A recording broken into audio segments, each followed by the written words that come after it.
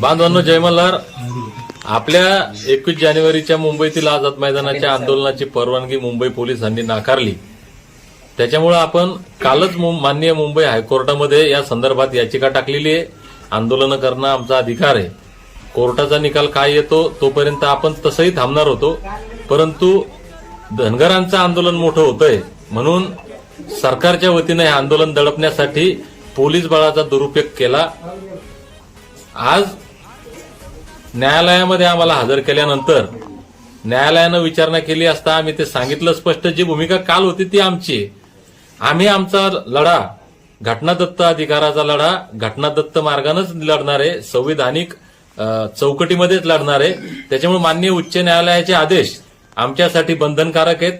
माननीय उच्च न्यायालय जर म्हणेल, परवानगी देईल तर आम्ही मुंबईमध्ये जाऊ, नाहीतर मुंबईमध्ये जाण्याचा प्रोग्राम आमचा आत्ता तोपर्यंतचा रद्द आहे. 2 दिवसात कळेल काय होतंय. 2 दिवसात परवानगी दिली तर जाऊ, नाहीतर 2 दिवसांनी एक राज्यभरातील सर्व बांधवांची बैठक घेऊन पुढील रणनीती आम्ही ठरवू. बाकी आम्ही राज्यभर फिरणार आहोत, त्याच्या बाबतीत निर्णय 2 दिवसांनी घेऊ. तुर्तास माननीय उच्च न्यायालयाच्या आदेशाची आम्ही वाट पाहतोय. तोपर्यंत आमचं आंदोलन आम्ही स्थगित केलंय. मी महाराष्ट्रातल्या तमाम आमच्या मल्हार मावळ्यांना विनंती करेल, कृपया आपण फार पॅनिक होऊ नये. प्रशासनाला सहकार्य करावं, पोलिसांना सहकार्य करावं.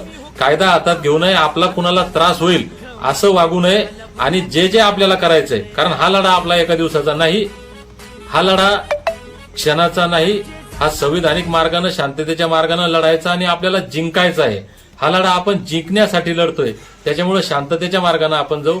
परत एकदा सर्वांना आवाहन करतो की आपण पोलिसांना सहकार्य करावं, इकडं कोणी येऊ नये. आणि मी जोपर्यंत म्हणत नाही तोपर्यंत मुंबईच्या दिशेने जाणं आपण सध्या थांबवतोय. जय मल्हार.